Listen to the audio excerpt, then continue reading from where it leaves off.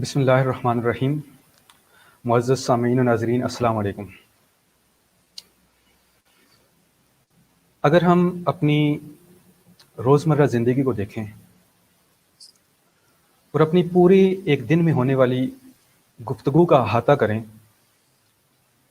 तो हम ये देखेंगे कि हमारी पूरी की पूरी ज़िंदगी के अंदर और पूरे एक दिन की गुफ्तगू के अंदर तालीम से मुतल्लिक़ कोई हिस्सा मौजूद नहीं है।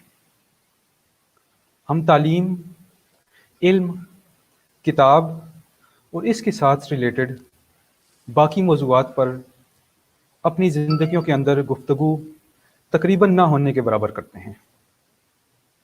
हम में से कोई इंसान आपको कभी की फ़िज़िक्स के कोई रूल्स आपस में अपने दोस्त के साथ डिस्कस करता हुआ नज़र नहीं आएगा। हम में से कोई भी केमिस्ट्री के लॉज़ को डिस्कस करता हुआ नज़र नहीं आएगा। कोई इंसान तालीम से रिलेटेड बात करता हुआ आपको ज़िंदगी में, आम ज़िंदगी के अंदर नहीं मिलेगा। आल्दो कि हम स्कूल्स के अंदर, यूनिवर्सिटीज़ के अंदर इससे रिलेटेड बात करते हैं, हमारे लेक्चर्स होते हैं, क्लासेस होती हैं, उसमें हम चीज़ें डिस्कस करते हैं, मगर हमारी तालीम, हमारी साइंसेस और इससे रिलेटेड तमाम चीज़ें हमारी ज़िंदगियों से निकल चुकी हैं। और शायद यही वजह है कि आज हम जो उम्मत मुस्लिमा बहैसियत उम्मत मुस्लिमा हम इतने ज़वाल का शिकार हो चुके हैं। इन्हीं चीज़ों को और इन्हीं डिस्कशंस को, इन्हीं बातों को अपनी डेली लाइफ का मौजू बनाने के लिए हम ये एक डिस्कशन सेशन शुरू करने जा रहे हैं। ये इंशाल्लाह एक सीरीज़ होगी और इसमें हम कुछ ऐसे मौज़ूआत पे बात करेंगे जो कि आम हमें, जिनको अपनी ज़िंदगियों के अंदर डिस्कस करना चाहिए और जो हमारे लिए बहुत ही मुफीद हैं। और कुछ ऐसी चीज़ें हम डिस्कस करेंगे कि जिससे रिलेटेड हम बात ये कर सकें कि वो हमें आगे एजुकेशन में, हमारी स्टडीज़ में हमें वो हेल्प कर सकेंगे। तो इसी तरह के एक मौजू के साथ, जो कि है कि सीकिंग इंटरनेशनल स्कॉलरशिप, कि आप इंटरनेशनल स्कॉलरशिप किस तरह से हासिल कर सकते हैं, आप बाहर किसी भी मुल्क में जाके किस तरह से स्टडीज़ कर सकते हैं, वो तमाम प्रोसीजर्स क्या होते हैं, हम उन पे आज बात करेंगे। अगर आपका कोई भी सवाल इससे रिलेटेड होगा तो आप काइंडली अपनी चैट में, जो यहाँ पे हमारे पास यूट्यूब चैट है, यहाँ पे आप हमें दे सकते हैं, तो उस सवाल को हम वहाँ पे डिस्कस कर देंगे। हमारे साथ आज यहाँ पे इस सेशन के अंदर लाइव मौजूद हैं जनाब अली उस्मान साहब। आप कनाडा से हमारे साथ लाइव हैं। आपका बहुत बहुत शुक्रिया सर कि आप हमारे साथ तशरीफ़ लाई, अपनी बहुत ज़्यादा मसरूफियात से वक्त निकाला, क्योंकि डेफिनेटली हमारे पास तो यहाँ पे लॉकडाउन है, तमाम अहबाब, हमारे जो दोस्त हैं, हमारे स्टूडेंट्स हैं, तब सब छुट्टी पे हैं, तो वो तो आपको देख रहे होंगे, लेकिन आपकी डेफिनेटली यहाँ पे, हमारे पास यहाँ पे रात होगी और आपके पास डेफिनेटली वहाँ पे सुबह होगी और आपकी मसरूफियात भी डेफिनेटली होंगी। तो बहुत बहुत शुक्रिया आपका कि आपने इतनी मसरूफियात से हमारे लिए वक्त निकाला। जी हसन भाई, आपका बहुत शुक्रिया मुझे इनवाइट करने के लिए, मुझे मौका देने के लिए कि मैं आपके चैनल पे आके बात कर सकूं लोगों से और अपने पॉइंट ऑफ व्यू लोगों के साथ शेयर कर सकूं, अपने एक्सपीरियंसेस लोगों के साथ शेयर कर सकूं। जी, बहुत बहुत मैं आपको शुक्रिया। बताना जी मैं आपको बताना चाहूँगा कि जनाब अली उस्मान साहब, आप पीएचडी स्कॉलर हैं यूनिवर्सिटी ऑफ रजीना कनाडा में। इसके साथ साथ आप जेफरसन लैब के भी मेंबर हैं, जो कि यूएसए में वाक़ है। इसी के साथ साथ आप EIC, electron ion collider collaboration है यूएसए के अंदर, आप उसके भी मेंबर हैं। तो हम आपसे सबसे पहले तो आपका से बात करेंगे कि आपकी अर्ली एजुकेशन के हवाले से हम बात करेंगे कि आपकी अर्ली एजुकेशन कैसी थी। फिर उसके बाद हम अपने टॉपिक की तरफ आ जाएंगे और आपसे पूछेंगे कि किस तरह से आप हमें बता सकते हैं किस तरह हम इंटरनेशनल स्कॉलरशिप हासिल कर सकते हैं। तो सबसे पहले आते हैं आपकी अर्ली एजुकेशन की तरफ। तो क्या बताना चाहेंगे आपकी आपकी अर्ली एजुकेशन कहाँ से थी और उसके बाद आपने कहाँ से अपनी परस्यू किया और उसके बाद आपकी रिसर्च स्टडीज़ और सब बाकी सब चीज़ें। जी जी हसन भाई, थैंक यू। मेरा ताल्लुक सूबा पंजाब के डिस्ट्रिक्ट चकवाल से है। मेरा वो आबाई इलाका है, तो मेरी अर्ली एजुकेशन जो है वो वहीं से है। मैंने अपना मैट्रिक और एफएससी वहीं से कंप्लीट किया। उसके बाद मैंने अपना एडमिशन बैचलर्स इन फिज़िक्स में 4 ईयर प्रोग्राम में लिया, जो कि मैंने कंप्लीट किया 2015 में। ये कोर्स बेस्ड डिग्री थी, इसमें रिसर्च नहीं थी, ओनली कोर्सेज थे। उसके बाद मैंने अपनी फर्दर एजुकेशन कंटिन्यू करने का इरादा किया, और उसके लिए मैंने इस्लामाबाद में इंटरनेशनल इस्लामिक यूनिवर्सिटी में एडमिशन लिया। और ये वही इदारा है जहाँ पे मुझे आपसे मिलने का शर्फ हासिल हुआ, जी और जी अल्हम्दुलिल्लाह उस टाइम से हम लोग काफ़ी अच्छे दोस्त कोलीग्स। और जी जी बिल्कुल। मैं आपको बताना चाहूँ, अपने ऑडियंस को बताना चाह रहा हूँ कि उस्मान साहब जो हैं वो मेरे जो हैं ये सीनियर हैं। तो हमसे एक बैच ये सीनियर हैं, और बहुत ज़्यादा हमने इनसे अपनी रिसर्च के दौरान हेल्प ली, और इस तरह से हमारा ये जो कोलेब्रेशन थी ये हमारे साथ आगे चली। जी। जी जी हसन भाई, जैसे तो कि मैं आपको बता रहा था कि मैंने मास्टर्स का एडमिशन लिया 2016 में इंटरनेशनल इस्लामिक इस्लामाबाद में। उसके बाद चूंकि वो रिसर्च बेस्ड डिग्री थी, तो उसका first year basically courses finish करने के बाद फिर रिसर्च स्टार्ट की, और रिसर्च के लिए मैंने national centre for physics join किया, और मेरी मास्टर्स की रिसर्च वहाँ पे मैंने अपनी कंटिन्यू की। बेसिकली जो मेरी मास्टर्स की रिसर्च थी वो पार्टिकल फिजिक्स में थी, एक्सपेरिमेंटल रिजीम में। और ओके। उस सिलसिले में मेरा ताल्लुक रहा centre for European nuclear research, जो जिसको शॉर्ट फॉर्म में सन कहते हैं। तो वहाँ उसका मैं मेंबर रहा, और उसमें स्पेसिफिकली सीएमएस कोलैबोरेशन का मैं हिस्सा था। तो जो मेरा मास्टर्स का प्रोजेक्ट है वो सीएमएस कोलैबोरेशन के अंडर था। और उसके बाद वो मैंने अपना मास्टर्स कंप्लीट किया 2018 में। और ओके। उसके बाद फिर मैंने जॉब स्टार्ट की, और जॉब मैंने स्टार्ट की as a lecturer in university of Lahore. So okay. Basically मैंने faculty of science department of physics को ज्वाइन किया यूनिवर्सिटी ऑफ लाहौर में एज अ लेक्चरर। और वहाँ पे मैंने तकरीबन 7 महीने जो है वो जॉब की। उसके बाद ड्यूरिंग दैट टाइम ही मैं अपनी फर्दर एजुकेशन को अब्रॉड कंटिन्यू करना चाह रहा था, तो उस सिलसिले में मैं ओके। अपनी एफर्ट्स कर रहा था। और फिर उसके साथ ही मेरा कनाडा में एडमिशन हो गया, फिर मैंने वहाँ से कनाडा मूव कर लिया। जी ठीक हसन है, भाई। इंशाल्लाह ये जो आपका जो सारा जर्नी था कि आपने कैसे वहाँ पे अप्लाई किया और किस तरह से आपने ये इंटरनेशनल स्कॉलरशिप हासिल की, हमारा बेसिकली आज टॉपिक भी यही है। तो इंशाल्लाह ये जो पूरा प्रोसेस है ये इंशाल्लाह हम आपके साथ डिटेल के साथ हम स्टडी करेंगे। हम आते हैं कि आपने जो एमएस के अंदर रिसर्च की थी, तो वो रिसर्च का बेसिकली टॉपिक क्या था और उसमें आपने क्या कुछ फाइंड करने की कोशिश की और क्या था वो? तो मैं उससे रिलेटेड चाहूँगा कि आप स्टूडेंट्स के लिए बताएं कि उससे रिलेटेड क्या इन्फॉर्मेशन आप उनको देना चाहेंगे। जी हसन भाई, सो बेसिकली मैं कोशिश करूंगा कि उसको जितनी आसान अल्फाज में बयान कर सकूं उतना जी, जी, बिल्कुल। अच्छा हो। असल में ताकि हमारा फ़ोकस ये है कि हम असल में ये जो एमफ़िल की जो रिसर्च है, हम चाह रहे हैं कि एक 9th क्लास के स्टूडेंट को भी वो समझ आ जाए कि हमने एमफ़िल के अंदर क्या आपने क्या काम किया। तो उस आ, तरह से अगर हो जाए तो ये बहुत ही अच्छा होगा। जी, जी जी, हसन भाई, मैं पूरी कोशिश करूंगा। गो कि ये एक काफी मुश्किल काम है, हो बिल्कुल। सकता है ये हमारे पूरे सेशन का सबसे मुश्किल सवाल हो मेरे लिए। बहरहाल मैं अपनी पूरी कोशिश करूंगा। जी, जी, सो जी। सो बेसिकली जैसे कि मैंने आपको बताया कि मैंने अपनी मास्टर्स में जो है वो मैं सन के साथ काम किया, जिसमें सीएमएस कोलैबोरेशन का हिस्सा था। तो उसमें मेरी रिसर्च थी। अब रिसर्च टॉपिक मैं पहले बता देता हूँ, और फिर थोड़ा ब्रीफली उसको एक्सप्लेन कर देता हूँ। जी, जी। मेरा जो रिसर्च टॉपिक था वो basically QCD background estimation in heavy quark physics था। ओके। अब इसकी जो एक्सप्लेनेशन है, गो कि ये हमारे बहुत सारे जो व्यूअर्स हैं उनके लिए ये टर्म्स जी, कंप्लीटली जी, अननोन बिल्कुल। होंगी। क्यूसीडी, हेवी आयन क्या? जी जी, मैं कोशिश करता हूँ। सो जी, जी। बेसिकली जैसे कि हम लोग रोजमर्रा की जिंदगी में भी देखते हैं, और अपनी किताबों में भी ये चीज पढ़ते हैं कि हर दुनिया में हर चीज जो है वो मैटर से मिलके बनी है, या जिसको उर्दू में हम मादा कहते हैं। ओके। सो बेसिकली फिजिक्स का एक बहुत बड़ा जो अनसॉल्व क्वेश्चन है अभी तक, वो ये है कि मैटर की सबसे स्मॉलेस्ट स्टेट कौन सी है। Very basic, very fundamental. Basic fundamental regime में मैटर को आप कैसे डिफाइन करते हैं। ओके। तो हमारी जो 9th 10th की फिजिक्स है, उसमें हम जो है वो स्मॉलेस्ट डिवीजंस को पहले हमने अगर हमारे व्यूअर्स हमारे स्टूडेंट्स अगर अपनी फिजिक्स याद करें, तो उसमें पहले हमने एटम का जिक्र किया है, और फिर हमने एटम के अंदर सब स्ट्रक्चर को डिफाइन किया है, जिसमें हम इलेक्ट्रॉन, प्रोटॉन और न्यूट्रॉन्स का को डिस्कस करते हैं। सो जी। बेसिकली ये साइंस सॉरी फिजिक्स जो है ये फंडामेंटल रिसर्च में ये बेसिक बिल्डिंग ब्लॉक्स को सर्च करती है। तो मैं अगर हमारे व्यूअर्स को ये चीज़ आइडिया नहीं है तो मैं उनको बता देता हूँ कि जो प्रोटॉन और न्यूट्रॉन्स हैं उनका फर्दर स्ट्रक्चर भी होता है, उसके अंदर फर्दर पार्टिकल्स भी होते हैं जिनको हम ठीक है। क्वार्क्स और ग्लूऑन्स कहते हैं। बेसिकली ये सब पार्टिकल्स हैं प्रोटॉन्स और न्यूट्रॉन्स के। तो ओके। बेसिकली जो है वो अभी तक की जो 9-10 की फिजिक्स है उसमें क्वार्क्स का जिक्र ज्यादा डिटेल जी, से नहीं होता। फर्स्ट ईयर सेकंड ईयर में तकरीबन ये है। जी फर्स्ट ईयर जी सेकंड ईयर में बिल्कुल। जस्ट क्वार्क्स के नाम हैं, बिल्कुल। जी बिल्कुल। तो बेसिकली जो मेरी रिसर्च थी वो इन्हीं क्वार्क में से एक क्वार्क है। टोटल ये 6 डिफरेंट टाइप के क्वार्क्स होते हैं जिनमें से एक क्वार्क पे मैंने काम किया जिसको टॉप क्वार्क कहते हैं। ओके। तो बेसिकली इस टॉप क्वार्क की प्रॉपर्टीज को मैंने स्टडी करना था।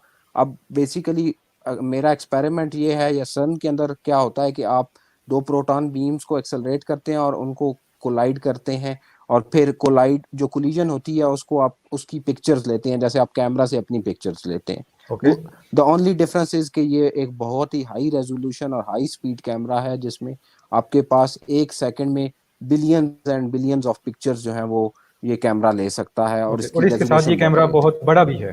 जी बहुत बिल्कुल। बड़ा भी है, ये और साइज इसका में वजन जो भी है बहुत वो, बड़ा है, और इसको जी, जी।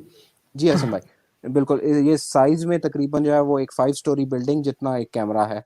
तो okay. I think on a lighter note जो है इसके लिए अगर कोई सेल्फी स्टिक बनाना चाहे तो वो एक अच्छा प्रोजेक्ट भी हो सकता हाँ, बिल्कुल। है। सॉरी। वो पूरा एक तो पीएचडी का थीसिस हो सकता है। हाँ जी। तो coming back to the topic, जी, जी। तो मैं टॉप क्वार्क पे बेसिकली उसकी प्रॉपर्टी स्टडी करनी थी। क्योंकि प्रोटॉन प्रोटॉन कोलिजन होती है उसके बाद हमारे पास जो है फंडामेंटल पार्टिकल्स बहुत सारे बनते हैं जिसमें ये क्वार्क्स, ग्लूऑन्स, इलेक्ट्रॉन्स, फोटॉन्स, हर टाइप के जो है वो हमारे पास पार्टिकल्स बनते हैं। तो फिर हमारा जो बेसिक मकसद है कि हमने चूंकि मादा को या मैटर को स्टडी करना है, तो मैटर के जो फंडामेंटल पार्टिकल्स हैं उनको स्टडी करने से हम उनकी प्रॉपर्टीज को वेल आइडेंटिफाई कर सकते हैं। फॉर एग्जांपल चार्ज क्या है किसी भी पार्टिकल का, किसी भी पार्टिकल का मास क्या है, किसी भी पार्टिकल का स्पिन क्या है या बिहेवियर क्या है, किसी इलेक्ट्रिक फील्ड में वो क्या बिहेव करेगा, मैग्नेटिक फील्ड में वो क्या बिहेव करेगा। तो ठीक है। इसके लिए जो है वो हम उस पार्टिकल को स्टडी करते हैं। तो ये जो बहुत सारे जो जो फंडामेंटल पार्टिकल हैं वो अनफॉर्चुनेटली हमारे पास नॉर्मल डेली लाइफ में अवेलेबल नहीं होते। जैसे ओके। कि टॉप क्वार्क जो है वो हमें अपनी डेली लाइफ में नहीं मिलता क्योंकि ये एक ऐसा पार्टिकल है जो कि बहुत रेयर होता है। तो ठीक है। इसलिए इसको प्रोड्यूस हम एक्सेलरेटर में करते हैं, और एक्सेलरेटर में प्रोड्यूस करने के बाद फिर इसको स्टडी करते हैं। यहाँ पे मैं ये बता दूं कि ये काफ़ी चैलेंजिंग टास्क था क्योंकि ये जो स्पेसिफिक पार्टिकल जिसकी मैं बात कर रहा हूँ टॉप क्वार्क की, इसका जो लाइफ स्पैन होता है या इसकी ज़िंदगी जो होती है आम जबान में जी, अगर हम जी। कहें तो वो 10⁻⁻25 होती है। ओके। यानी कि सो ये एक सेकंड का जो है वो 10⁻25वां हिस्सा जो है वो उसकी जिंदगी की मियाद होती है। तो उतने टाइम ठीक है। में इसको कैप्चर करना, इसकी प्रॉपर्टीज को स्टडी करना एक बहुत बड़ा चैलेंज था।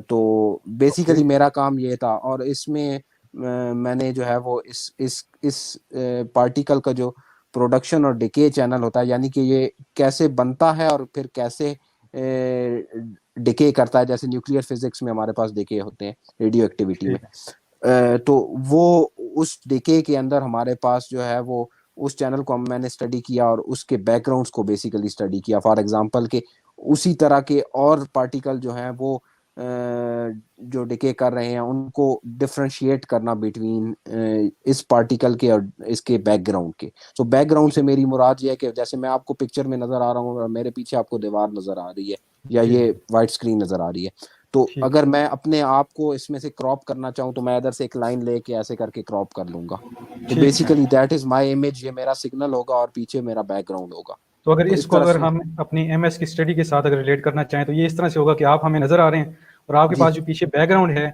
बैकग्राउंड में भी आप ही जैसे आपको हमें नज़र आ रहे होंगे।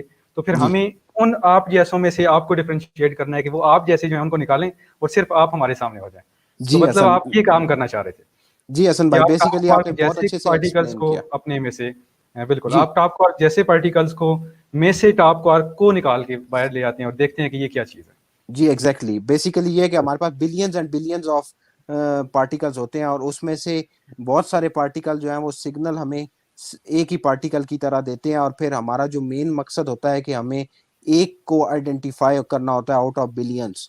तो ये ठीक है। ऐसे ही है जैसे आपने सहरा में एक जर्रा ढूंढना है जो कि सारे हम्म। जर्रों की तरह ही है, लेकिन वो उसकी अपनी प्रॉपर्टीज डिफरेंट है।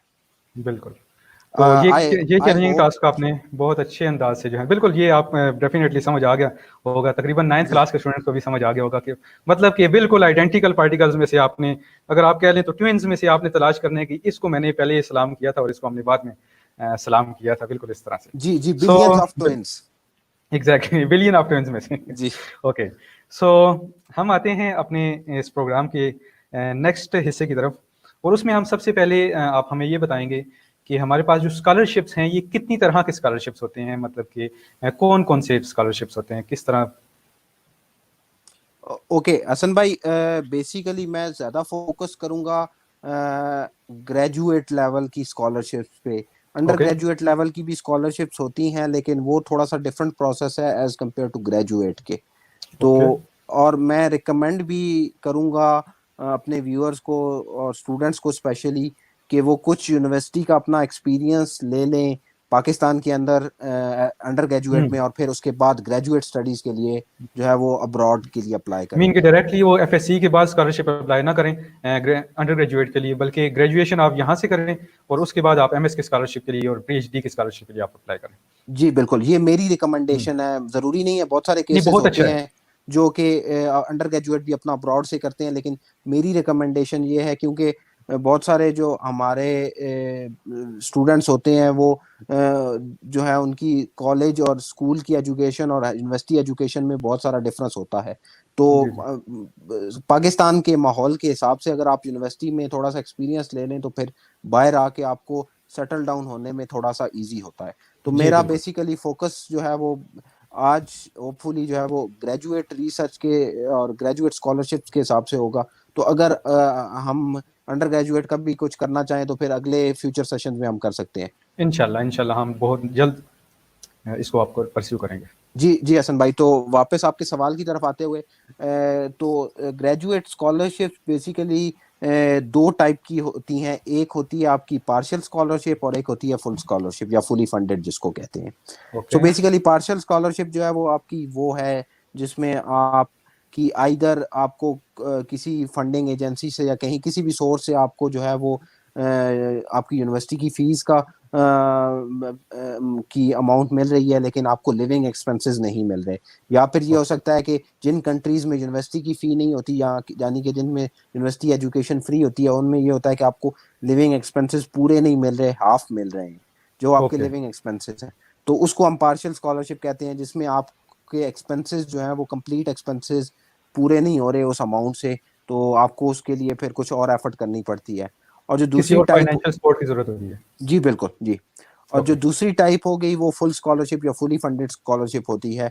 उसमें ये होता है बेसिकली कि वो आपके जो लिविंग एक्सपेंसेस हैं वो आपके सारे जो है स्कॉलरशिप में कवर किए जाते हैं, और उसके अलावा जो अगर अगर तो यूनिवर्सिटी आपसे फीस डिमांड करती है तो वो भी उस फंडिंग के अंदर इंक्लूडेड होती है। सो ओके। बेसिकली कुछ कंट्रीज ऐसे हैं जहाँ पे यूनिवर्सिटी एजुकेशन फ्री है, तो वो आपको फी पे नहीं करनी होती है, आपको सिर्फ लिविंग एक्सपेंसेस के लिए फुली फंडेड चाहिए होता है। और कुछ यूनिवर्सिटीज में कुछ कंट्रीज में ये है कि आपको फी भी पे करनी होती है। तो फुली फंडेड का मकसद ये है कि आपके जितने भी एक्सपेंसेस हैं, आपके लिविंग एक्सपेंसिव, आपका खाना पीना, रिहाइश, आपका पढ़ना, आपका सारा अखराजात जो है वो आपके आपकी फंडिंग से आते हैं। तो ओके। ये दो मेन टाइप की स्कॉलरशिप्स होती हैं। फिर ये है कि आगे फिर सोर्सेज ऑफ स्कॉलरशिप डिफरेंट होते हैं कि सो आप अगर मैं कहाँ यहाँ कहाँ से पे फुली स्कॉलरशिप फंडेड ढूंढ सकते स्कॉलरशिप पे हूँ, हैं। जी तो जी हसन फुली भाई। फंडेड स्कॉलरशिप जो हैं इसमें क्या आपको फिर पे बैक कोई सर्विसेज की सूरत में करना पड़ता है यूनिवर्सिटी को, जिसमें फुली फुली फंडेड स्कॉलरशिप्स हैं उसमें। हसन भाई, यहाँ पे मैं एक चीज़ थोड़ी सी एक्सप्लेन कर देता हूँ, थोड़ा सा कंपैरिजन कर देता हूँ पाकिस्तान में स्कॉलरशिप में और अब्रॉड में स्कॉलरशिप में। जी जी। तो पाकिस्तान में यूजुअली स्कॉलरशिप्स और या फेलोशिप पोजीशन जो एचईसी के अंडर आती हैं, या फिर किसी यूनिवर्सिटी या किसी रिसर्च ऑर्गेनाइजेशन के अंडर आती हैं, जैसे कि फॉर एग्जांपल प्यास के अंदर फेलोशिप्स होती हैं या लम्स के अंदर फेलोशिप्स होती हैं। तो उनमें थोड़ा सा क्लॉज होती है कि जिन के आपने इतना टाइम जो है वो उसी इंस्टीट्यूट में या उस इंस्टीट्यूट से एफिलिएटेड किसी इदारे में काम करना है, या अपनी एजुकेशन के बाद, या फिर ये है कि आपने HEC की स्कॉलरशिप की क्लॉज ये होती है कि आपने 5 साल या 10 साल या जो भी उनका टेन्योर है, जो भी क्लॉज है, आपने पाकिस्तान में किसी भी इदारे में सर्व करना है। तो ओके, ये थोड़ा सा डिफरेंट है। अब्रॉड में थोड़ा सा डिफरेंट होता है। अब्रॉड में बेसिकली जो आपको वो फंडिंग देते हैं, उस फंडिंग का at the during the time of funding वो आपसे काम लेते हैं। यानी कि ओके, अगर मुझे मास्टर्स की स्कॉलरशिप मिली है, तो during the time of masters वो मुझसे जो भी काम करवाएंगे वो उसी की फंडिंग देंगे। उसके बाद सही है। मुझे वो कोई ऐसी क्लॉज साइन नहीं करेंगे कि मुझे मास्टर्स करने के बाद जो है वो वहीं पे उनके पास रहना है या मैं कहीं और नहीं जा सकता। तो ड्यूरिंग द एजुकेशन या ड्यूरिंग द जो कॉन्ट्रैक्ट है मेरा, उसी के दौरान मैं जो कुछ कर रहा हूँ वही कर रहा हूँ। कोई एक्स्ट्रा क्लॉज जो है जैसे पाकिस्तान में होती है वो नहीं होती। और वो काम कोई टीचिंग की सूरत में होगा या इस तरह से कुछ, जी या बिल्कुल। So teaching assistant? बेसिकली उसमें ये है कि आप जो है वो टीचिंग असिस्टेंटशिप होती है, रिसर्च असिस्टेंटशिप होती है। उसके बाद आप जो है वो ग्रुप एक्टिविटीज होती हैं, कोलैबोरेशन एक्टिविटीज होती हैं।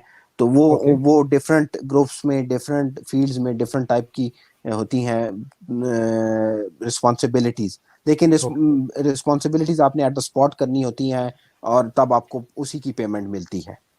ठीक हो गया। तो ये जो रिसर्च फेलोशिप्स हैं, ये क्या चीज़ है? इससे रिलेटेड आप ज़रा। जी हसन भाई। सो बेसिकली जैसे मैंने आपको बताया कि फुली फंडेड स्कॉलरशिप, तो फुली फंडेड स्कॉलरशिप में एक टाइप जो है वो रिसर्च स्कॉलरशिप होती है। रिसर्च स्कॉलरशिप या रिसर्च फेलोशिप बेसिकली ये होती है, ये रिसर्च मोटिवेटेड होती है। कुछ आपकी डिग्रीज ऐसी भी होती हैं जो जो आपकी कोर्स ओरिएंटेड डिग्रीज होती हैं, जिसमें आपने सिर्फ कोर्सेज पढ़ने हैं और एग्जाम देना है और क्लियर करना है। कुछ ओके, आपकी जो वो होती हैं, क्या कहते हैं उसको, डिग्रीज, वो आपकी रिसर्च ओरिएंटेड डिग्रीज होती हैं। तो उसमें आपका एक मेजर पोर्शन जो है वो आपकी स्टडीज का या आपके काम का, वो अपनी रिसर्च करनी होती है। जैसे मैंने आपको अपने मास्टर्स का एग्जांपल दिया कि मैंने मास्टर्स में जो है एक 1.5 साल मैंने रिसर्च की उसमें सन के साथ। तो ठीक इस तरह की जो है फिर वो आपको रिसर्च करनी होती है। और उस रिसर्च स्कॉलरशिप में ये होता है कि आपने एंड ऑफ द रिसर्च आपने एक थीसिस या एक प्रोजेक्ट रिपोर्ट आपने बनानी होती है, और उसको आपने डिफेंड करना होता है कि ये मैंने काम किया। सो ये ओके, डिफरेंट फील्ड में, फॉर एग्जांपल बायोलॉजी में डिफरेंट टाइप की रिसर्च फेलोशिप्स होती हैं, केमिस्ट्री में डिफरेंट टाइप की होती हैं, फिजिक्स में डिफरेंट टाइप की होती हैं। लेकिन basically the concept of research itself is के आपने एक ऐसी चीज पे काम करना है जिस पे आज से पहले किसी ने काम नहीं किया। काम ना किया हो, बिल्कुल ठीक है। द जो कोर्स वर्क में और रिसर्च में डिफरेंस, मेन डिफरेंस है वो यही है कि कोर्स वर्क में आपने किसी की लिखी हुई किताबें और किसी के लिखे हुए फार्मूलाज और लॉज को हम्म, स्टडी करना होता है और उसको अंडरस्टैंड करना होता है। हम्म, और रिसर्च जो है वो उससे एक स्टेप फॉरवर्ड है कि वो उन सारी चीज़ों को आपने स्टडी करने के बाद फिर आपने उसमें एडिशन करनी होती है, कुछ नया जो है वो हम्म, काम करना होता है जो आज से पहले नहीं हो चुका। उसको ऑथेंटिक रिसर्च कहते हैं। ओके। सो ये उसी तरह तो नहीं है कि जिस तरह के हमारे स्टूडेंट्स और हम भी खुद जो है सारा साल वो जो है किताबें पढ़ते रहते हैं और एट दी एंड जाके हम जब में जाते हैं तो अपनी से कुछ लिख के आते हैं, तो ये वही रिसर्च तो नहीं है? और बहुत अच्छी आ, सी हम एक नई रिसर्च पेश कर देते हैं। जी हसन भाई, ऑन अ लाइटर नोट आपकी बात सही है। लेकिन हम्म, ये है कि ऐसी रिसर्च अगर हम करेंगे तो फिर उसकी रिसर्च क्वालिटी जो है वो बड़ी जीरो होगी। और बिल्कुल ठीक हो। सो अगर आप हमें एप्लीकेशन प्रोसेसिंग फ़ीस के बारे में बताएं। अक्सर हमने यूनिवर्सिटी की वेबसाइट्स के ऊपर देखा है कि ये एप्लीकेशन प्रोसेसिंग फ़ीस, और ये क्या चीज़ है, और ये किस तरह से हम पे करते हैं इसको? जी हसन भाई, दो किस्म की एप्लीकेशन प्रोसेसिंग फी होती है। एक होती है आपकी जो आप किसी भी पोजीशन के लिए अप्लाई कर रहे हो उसकी एप्लीकेशन प्रोसेसिंग फी होती है। ओके, फॉर एग्जांपल मैं अगर मास्टर्स के लिए कहीं किसी भी कंट्री में अप्लाई कर रहा हूँ, लेट्स से जर्मनी में कर रहा हूँ, किसी यूनिवर्सिटी में, तो उस यूनिवर्सिटी ने जो है आपकी एप्लीकेशन प्रोसेस करनी है, तो उसकी वो आपसे प्रोसेसिंग फी लेते हैं। ये ओके, ऐसे ही है जैसे आप एफएससी करके किसी यूनिवर्सिटी में जब एडमिशन के लिए जाते हैं तो वो उसको आपको एप्लीकेशन फी, जब प्रोस्पेक्टस वगैरह लेते हैं, फॉर्म फिल प्रोस्पेक्टस करते हैं, फ़ीस। तो वो आपसे फी लेते हैं। तो ये उसी तरह से जी, फी होती है बेसिकली आपके डॉक्यूमेंट प्रोसेस करने के लिए। तो ठीक है। एक ये हो गई एप्लीकेशन फी। और एक और होती है जो फिर अगर आपको पोजीशन मिल गई है और उसके बाद अगर आपने फॉर एग्जांपल वीजा अप्लाई करना है या आपने इस तरह का कोई ऑफिशियल गवर्नमेंट लेवल पे डॉक्यूमेंटेशन करनी है तो उसकी भी प्रोसेसिंग फी होती है, बेसिकली वीजा अच्छा, प्रोसेसिंग फी कहते हैं उसको। ठीक है। तो वो फंडिंग यूनिवर्सिटी के पास नहीं जाती, बल्कि वो उस कंट्री की गवर्नमेंट के पास जाती है, क्योंकि आप उस कंट्री का वीजा अप्लाई कर रहे हो। तो ओके, बेसिकली वो जो है वो उस कैटेगरी में आ जाती है, वीजा अप्लीकेशन फी या वीजा प्रोसेसिंग फी। जी, ठीक है। अगर हम स्कॉलरशिप की बात करें और ब्रॉड स्टडीज़ की बात करें, तो सबसे पहले जो हमें एक ज़हन में हमारे एक लफ्ज़ जो है वो आ जाता है, वो आ जाता है आइल्स। जी तो ये आइल्स क्या है, और इसके साथ रिलेटेड आप हमें ये बताएंगे कि क्या इसके बगैर भी कोई हम स्कॉलरशिप अप्लाई कर सकते हैं, या ये ज़रूरी चीज़ है कि जब तक ये नहीं होगा उस वक्त तक आप कुछ नहीं कर सकते? ये बहुत अच्छा क्वेश्चन है। ये अक्सर मुझसे काफ़ी सारे लोग पूछते हैं कि आइट्स क्या है और इसका स्कॉलरशिप्स के साथ क्या लिंक है। सो मैं जी, आइट्स के बारे में बताने से पहले आपको एक चीज़ थोड़ी सी बता देता हूँ कि बेसिकली हमारी ये अंडरस्टैंडिंग तो है कि जो इंटरनेशनल या ग्लोबल लैंग्वेज है वो इंग्लिश लैंग्वेज है। यानी कि बिल्कुल। आप दुनिया के ऑलमोस्ट किसी भी कंट्री में चले जाएं, आपको वहाँ पे कोई ना कोई इंग्लिश स्पीकिंग बंदा मिल जाएगा, क्योंकि इंग्लिश जो है वो एक ग्लोबल लैंग्वेज आजकल हो गई है। बस, बिल्कुल। तो उसमें यह है कि उस चूंकि इंग्लिश एक ग्लोबल लैंग्वेज है, इसलिए जो हमारी एजुकेशन है, जो इंटरनेशनल एजुकेशन है और जो इंटरनेशनल रिसर्च है, वो तकरीबन 90% या मोर देन 90% जो है वो इंग्लिश लैंग्वेज में ही होती है, ताकि ज़्यादा से ज़्यादा जो है वो लोग उससे फ़ायदा हासिल कर सकें। तो ठीक है। बेसिकली चूंकि आप हम जो है वो एक ऐसे कंट्री से बिलोंग करते हैं जिसमें हमारी जो नेशनल लैंग्वेज या जो फर्स्ट लैंग्वेज है वो इंग्लिश नहीं होती, बल्कि हमारी जो नेशनल लैंग्वेज है वो उर्दू है। तो और मदर लैंग्वेज जो है वो हमारी, मतलब फॉर एग्जांपल अगर पंजाब में है तो पंजाबी होगी, के पी के पंजाबी में है। है तो पश्तो होगी, तो इसी तरह से सिंधी जी, और बाकी सारी हमारी लैंग्वेजेस हैं। तो इंग्लिश जो है वो हम स्कूल में या कॉलेजेस में जाके सीखते हैं और एज अ सब्जेक्ट पढ़ते हैं। ओके। तो उसमें यह है कि जब आप इंटरनेशनल किसी भी जगह पे अप्लाई करते हैं तो उनको आपके ग्रेड्स भी वो आपके उन्होंने एवेलुएट करने होते हैं। उसके अलावा उन्होंने आपकी कम्युनिकेशन स्किल्स चेक करनी होती है। फॉर एग्जांपल कि आप किसी भी कंट्री में जा रहे हैं, क्या आप वहाँ पे एक इंटरनेशनल लैंग्वेज में कम्युनिकेट कर सकते हैं? अगर आप स्टडी के लिए जा रहे हैं तो क्या आप इंटरनेशनल लैंग्वेज में क्या कहते हैं उसको, जो लेक्चर्स, कम्युनिकेशन कर सकते हैं, कम्युनिकेट जी कर सकते हैं, जी लेक्चर्स को बिल्कुल, ले सकते हैं। जी, जी जो लेक्चर डिलीवर किए जा रहे हैं वो आप उसको अंडरस्टैंड कर सकते हैं। उसके अलावा फिर जब आप रिसर्च करते हैं तो फिर आप इंग्लिश लैंग्वेज में आपने थीसिस लिखना होता है या प्रोजेक्ट रिपोर्ट लिखनी होती है, तो वो आप मीटिंग्स होती कितने हैं ऑनलाइन। एफिशिएंटली, जी बिल्कुल, कितने एफिशिएंटली कर सकते हैं। तो बेसिकली ये लैंग्वेज करने के लिए तो इंग्लिश लैंग्वेज चूंकि ग्लोबल लैंग्वेज है, तो इसलिए वो आपकी इंग्लिश लैंग्वेज स्किल्स देखना चाह रहे होते हैं आप आपके ग्रेड्स के साथ। और ओके, इस स्किल्स को मेजर करने का एक मेथड है जिसको आइट्स कहते हैं। आइट्स बेसिकली एक इंटरनेशनल इंग्लिश टेस्ट है जो कि ओके, आपकी language skills, English language skills को एक्सप्लेन करता है, जिसमें 4 स्किल्स होती हैं आपके पास: राइटिंग, रीडिंग, लिसनिंग और स्पीकिंग। तो ओके। ये एक इंटरनेशनल टेस्ट है जो क्या आप उसमें कर अपीयर होते हैं सकते और हैं। उसके बाद जी अपीयर होते हैं और उसमें आप इन 4 डिफरेंट स्किल्स में एग्जाम देते हैं और फिर उसके बाद आपका ग्रेड आता है। ये ठीक, आपका आइट्स का जो स्कोर होता है, इसको स्कोर कहते हैं, जो उसका ग्रेड होता है ठीक है। वो आप अटैच करते हैं अपनी एप्लीकेशन के साथ, और जब आप अप्लाई कर रहे होते हैं किसी भी सही है। इंटरनेशनल यूनिवर्सिटी में, और उसको फिर वो करते हैं एवेलुएट। इसमें मैं एक चीज कर दूं कि एक बहुत सारे कंट्रीज में, डिफरेंट कंट्रीज में डिफरेंट है, लेकिन क्राइटेरिया से। जो जो एक कॉमन क्राइटेरिया है हायर स्टडीज के लिए इंटरनेशनल यूनिवर्सिटीज में, वो है 6.5 आपका स्कोर होना चाहिए इसमें, आइल्स। आइट्स में। ठीक है। तो बेसिकली ये है, लेकिन बहुत सारे ऐसे जगह भी हैं जहाँ पे आप विदाउट आइट्स भी जो है वो आप एडमिशन ले सकते हैं। सो तो आइल्स का होना ज़रूरी नहीं है, जी कुछ जगह पे डिपेंडिंग मैंडेटरी अपॉन द है, कंट्री। कुछ जगह पे मैंडेटरी नहीं है। तो उसमें यह है कि आपको अल्टरनेटिव मेथड से अपनी लैंग्वेज स्किल्स बता सकते हैं। वैसे मैं आपको ये भी यहाँ पे बता दूं कि आइट्स के अलावा भी इंग्लिश लैंग्वेज टेस्ट होते हैं, जिसमें फॉर एग्जांपल टॉफल और ओके, अदर लैंग्वेज टेस्ट भी होते हैं। लेकिन यह है कि मेरा कहने का मकसद यह है कि आप इन टेस्ट के अलावा भी अपनी लैंग्वेज स्किल्स शो कर सकते हैं। और कुछ कंट्रीज तो इवन जो है वो लैंग्वेज स्किल्स रिक्वायर भी नहीं करते अगर आप उनकी जो नॉर्मल क्राइटेरिया में लाए करते हैं तो। ठीक है, मतलब उसके लिए आपके पास एक, अगर मैं बताना चाहूँ तो वो एक इंग्लिश प्रोफिशिएंसी सर्टिफिकेट होता है जो जी कि आप अपनी यूनिवर्सिटी से ले सकते हैं, और वो यूनिवर्सिटी बता देगी कि हमारी जो तमाम की तमाम सारी की सारी एजुकेशन है वो इंग्लिश में है, लिहाजा इसको किसी और टेस्ट की ज़रूरत नहीं है, तो वो उसके ऊपर भी आपको एडमिशन मिल सकता है। और शायद आपने भी इसी तरह से अप्लाई किया था, अगर मैं गलत नहीं हूँ तो। जी जी बिल्कुल हसन भाई। बेसिकली ये जो लैंग्वेज प्रोफिशिएंसी सर्टिफिकेट होता है ये एक डिग्री अवार्डिंग इंस्टीट्यूट यानी कि एक यूनिवर्सिटी जो है वो आपको इशू कर सकती है, और ये सिर्फ वही यूनिवर्सिटी इशू कर सकती है जो जिसका मीडियम करिकुलम ऑफ और इंस्ट्रक्शन। जिसका मीडियम ऑफ इंस्ट्रक्शन इंग्लिश होगा।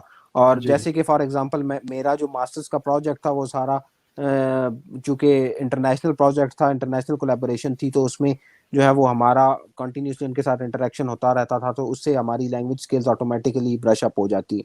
मैं यहाँ हम्म। पे अपने स्टूडेंट्स को, व्यूअर्स को ये रिकमेंड करूंगा कि अगर तो आप लोगों की language skills, English language skills इतनी अच्छी नहीं है, क्योंकि बेसिकली आपकी लैंग्वेज स्किल्स तब अच्छी होती है जब आप उसको लैंग्वेज को यूज करते हो। आप उर्दू बोलते रहते हो तो आप जो है वो उसको आपको उर्दू में फ्लुएंसी आ जाती है, आप उसको रवानी से बोल सकते हो।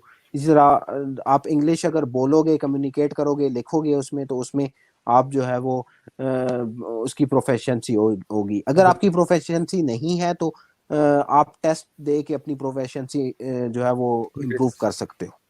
तो ठीक है। Depending on individual case I would recommend कि अगर आपकी लैंग्वेज स्किल्स थोड़ी वीक हैं क्योंकि आपने इंग्लिश लैंग्वेज में कम्युनिकेशन कम किया है, तो उसमें यह है कि आपको एक इंग्लिश लैंग्वेज कोर्स करके आप आइट्स का टेस्ट दे देंगे तो आपका ग्रेड अच्छा आ जाएगा, और उसमें यह है कि आपकी फिर लैंग्वेज स्किल्स भी इम्प्रूव हो जाएंगी, क्योंकि इंटरनेशनल आप दुनिया की किसी भी कंट्री में जाएंगी, communication is the first thing, जी।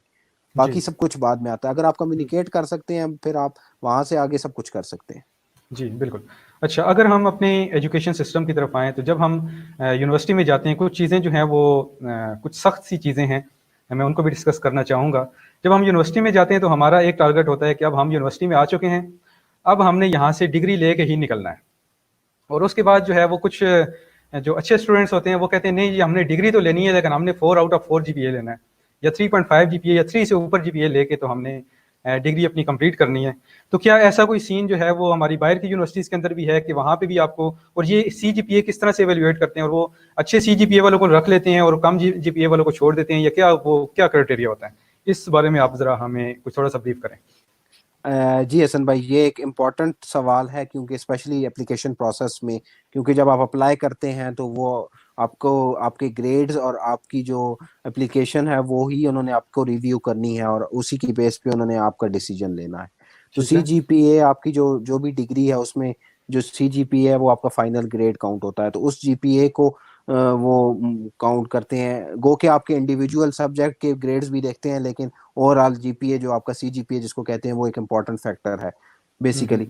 तो सीजीपीए एक इम्पॉर्टेंट फैक्टर है लेकिन ये वायद फैक्टर नहीं है, मैं इस तरह ओके। से एक्सप्लेन करूंगा। सो अगर ठीक है। आप इंटरनेशनल किसी भी स्कॉलरशिप के लिए अप्लाई कर रहे हैं तो ये आप ये ना समझें कि सिर्फ और सिर्फ आपका जीपीए या सीजीपीए अच्छा है तो आपको जो है वो आसानी से एडमिशन मिल जाएगा। इसमें और भी बहुत सारे एप्लीकेशन फैक्टर्स होते हैं, लेकिन ऑब्वियसली आपका जीपीए या सीजीपीए जितना अच्छा होगा वो आपकी एप्लीकेशन उतनी स्ट्रांग होगी। So okay. मिनिमम जो क्राइटेरिया है यूजुअली ये वेरी करता है depending on the country. Europe में, यूके में, फिर एशिया में, जैसे कि चाइना और उधर, तो डिफरेंट कंट्रीज में जो है वो डिफरेंट क्राइटेरिया है जीपीए मिनिमम क्राइटेरिया। फिर विद इन अ कंट्री जो है आप जिस इंस्टीट्यूट में अप्लाई कर रहे हैं उनका अपना भी क्राइटेरिया होता है। जैसे किसी भी कंट्री के अंदर जो टॉप की यूनिवर्सिटीज हैं उन पे थोड़ा सा क्राइटेरिया ज़रा स्ट्रिक्ट होता है, उनमें ज़रा ज़्यादा वो जीपीए डिमांड करते हैं। जो थोड़ी सी रिलेटिवली मिडिल रैंक यूनिवर्सिटीज़ होती हैं वो थोड़ा जीपीए कम डिमांड करती हैं। ओके। बट एक जर्नल आइडिया देने के लिए स्टूडेंट्स के लिए जो अभी यूनिवर्सिटी में हैं या जिनके अभी यूनिवर्सिटी एजुकेशन कंप्लीट होने वाली है, बैचलर्स, तो आई वुड से कि 2.5 से ऊपर आपका सीजीपीए होना चाहिए। ये एक मिनिमम बैरियर होता है जो कि आपका होना ज़रूरी है। 2.5 से अगर आपका ऊपर है तो आप मोस्टली जगह पे अप्लाई कर सकते हैं। ओके। हर जगह पे नहीं कर सकते लेकिन मोस्ट जगह पे अप्लाई कर मोस्टली। सकते हैं। ठीक है। फिर ये है कि डिपेंडिंग ऑन के उस यूनिवर्सिटी की जो एप्लीकेशन कितने लोग अप्लाई करते हैं और बाकी लोगों के जीपीएस क्या है उसकी बेस पे आप सिलेक्शन होती है। बट सिंपल जो अगर मिनिमम क्राइटेरिया आप मुझसे पूछेंगे तो उसमें 2.5 आपका सीजीपीए होना चाहिए अपने अंडर ग्रेड ठीक का। है। तो अगर 2.5 से कम होता है तो हम पाकिस्तान की किसी भी यूनिवर्सिटी में कम से कम अप्लाई नहीं कर सकते एमएस के लिए? जी जी बिल्कुल, ये जी, एचईसी का रूल है। एचईसी का जो मिनिमम बैरियर है वो हमारे पास यही है। जी बिल्कुल। ओके, सो अगर हम बात करें तो ये असल में जो ये सारे सवालात हैं ये तमाम स्टूडेंट्स के सवालात हैं। मैंने इस सारे सेशन से पहले स्टूडेंट्स के साथ कांटेक्ट किया और उनको कहा कि आपके जहनों में जो भी सवालात आ रहे हैं जिस तरह के भी आ रहे हैं, अक्सर मैं अपने स्टूडेंट्स को एक बात करता होता हूँ कि सवाल कभी भी स्टूपिड नहीं होता। सवाल आप हमेशा पूछें, सवाल कभी भी स्टूपिड, हाँ आंसर स्टूपिड हो सकता है। तो हम डेफिनेटली थोड़े से बैरियर के ऊपर हैं और हम एक खाई के सामने खड़े हैं। हम कोई गलत जवाब या स्टूपिड जवाब दे सकते हैं लेकिन सवाल कभी भी कोई स्टूपिड नहीं होता। तो ये तकरीबन सारे उनके सवालात हैं। तो एक स्टूडेंट ने हमसे ये भी सवाल किया कि आप सर से ये भी पूछिए कि क्या जो वर्ल्ड की हाईएस्ट रैंक यूनिवर्सिटीज़ हैं, पहले दूसरे तीसरे नंबर पे आ रही हैं, उनमें क्या हम और पाकिस्तानी स्टूडेंट्स और ये पोस्ट ग्रेजुएट कॉलेजेस से और पाकिस्तानी यूनिवर्सिटी से पढ़े हुए स्टूडेंट्स क्या उनमें भी अप्लाई कर सकते हैं? और अप्लाई करना तो चलिए ठीक है, अप्लाई कर लेंगे, हम वहाँ पे क्या स्कॉलरशिप सिक्योर मतलब कि ले सकते हैं? और लेने के बाद क्या हम वहाँ पे सर्वाइव कर सकते हैं कि नहीं कर सकते? और अगर कर सकते हैं तो क्या चीज़ें अप्लाई हम अडॉप्ट कर लें तो कर लेंगे, और क्या चीज़ें अगर हम छोड़ देंगे तो वहाँ से हम स्टक ऑफ हो जाएंगे, इस तरह से कुछ। जी जी हसन भाई, मैं बिल्कुल आपकी बात से एग्री करता हूँ कि सवाल पूछना जो है वो बहुत ज़रूरी है। अगर हम सवाल नहीं करेंगे तो हम कुछ सीखेंगे नहीं। ये मैंने जो चीज़ सीखी है अपनी ज़िंदगी में वो ये है कि आप अगर कुछ पूछेंगे नहीं तो आप सीखेंगे नहीं। इसलिए ये है कि ये कोई भी सवाल स्टूपिड बिल्कुल नहीं होता और जवाब बिल्कुल स्टूपिड हो सकता है। मैं बिल्कुल कोशिश करूंगा कि मेरा जवाब स्टूपिड ना हो। बिल्कुल। अगर सो मैं यहाँ पे न्यूटन साहब की, अगर मैं थोड़ा सा कथा कलामी हूँ, आप जी न्यूटन की अगर आप एग्जांपल ले लें तो चलें, वो जो एक वाकया हम तक पहुंचा या उसको हम कहें तो उसने यही कहा था कि ये सेब नीचे क्यों आया है। जी बिल्कुल। बंदा कहे यार नीचे आ गया बस काम खत्म हो गया, नीचे नहीं, उसने कहा कि क्यों आया नीचे। तो उसके आप देख लें क्लासिकल मैकेनिक्स सारी की सारी उसके एक सवाल कि ये सेब नीचे क्यों आया, ऐसे बन गया। और नीचे क्यों आया अगर देखें अपने उस सेंस में देखें या जिस तरह से हम चीजों को डील करते हैं तो एक स्टूपिड सवाल है, स्टूपिड क्वेश्चन है हम इसको, लेकिन वो कहते हैं नीचे क्यों आया। तो प्लीज कंटिन्यू करें अपनी बात। जी बिल्कुल, बहुत अच्छी एग्जांपल दी आपने। सवाल काफी अच्छा है। मैं इसका जवाब इस तरह से दूंगा कि कुछ भी नामुमकिन नहीं है। आप पाकिस्तान की किस यूनिवर्सिटी से, पाकिस्तान के कॉलेजेस से पढ़ के दुनिया की टॉप तरीन यूनिवर्सिटीज में जा सकते हैं। ओके। और ये भी नहीं है कि ये आज तक हुआ नहीं है। हमारे पाकिस्तान के बहुत बड़े नाम हैं साइंस में, बहुत बड़े नाम हैं जो कि दुनिया की टॉप यूनिवर्सिटीज से ही पढ़ के गए हुए हैं और अच्छा। अभी पाकिस्तान में सर्व कर रहे हैं। इवन यहाँ पे टॉप यूनिवर्सिटीज से पढ़ के फिर यहीं पे सर्व कर रहे हैं। तो ये नामुमकिन नहीं है। It depends on the individual case कि आपका जो केस है आप उसमें क्वालिफाई करते हो या नहीं करते। जो जो मेन चीज जो आपने अपनी चीज जिस चीज पे काम करना है वो एक तो आपके ग्रेड्स पे काम करना है, जैसे कि हम अभी पिछले सवाल में सीजीपीए के बारे में बात कर चुके हैं। तो ऑब्वियसली जो टॉप रैंक यूनिवर्सिटी होंगी उनका सीजीपीए रिक्वायरमेंट बहुत हाई होगी एज कंपेयर टू थोड़ी मिडिल रैंक यूनिवर्सिटीज के।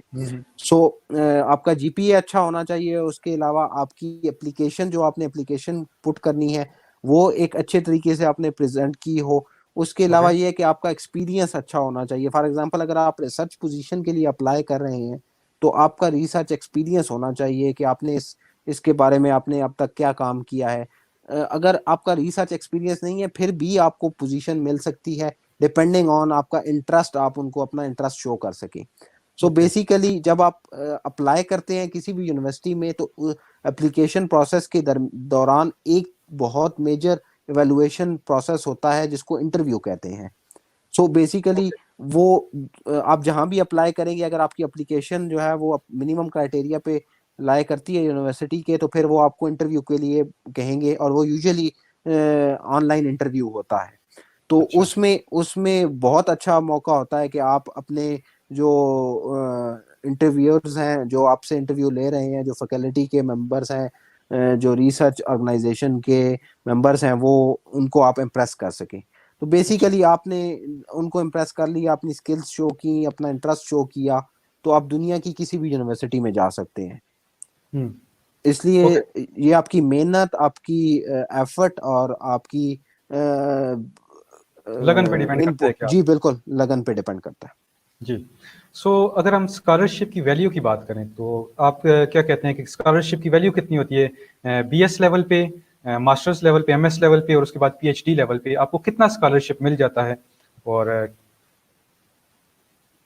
जी जी हसन भाई, ये भी बहुत अच्छा सवाल है, क्योंकि अगर आप एक कंट्री से, अपने कंट्री से किसी और कंट्री में जा रहे हैं, तो आपको एटलीस्ट ये पता होना चाहिए कि मुझे मेरे अखराजात क्या होंगे और मेरे जो फंड्स हैं वो कितने होंगे, वो जी जी आपको पता होना चाहिए, ताकि आपको वहां जाके कोई परेशानी ना हो।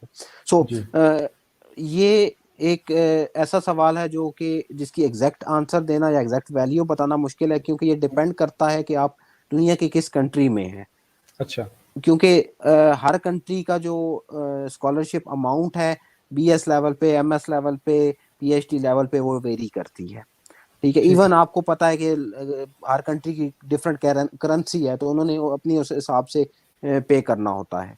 उसके सही। अलावा फिर आप कंट्री के अंदर किस सिटी में रहते हैं, जिस सिटी ठीक में है। रहते हैं उस सिटी में लिविंग एक्सपेंसेस क्या हैं।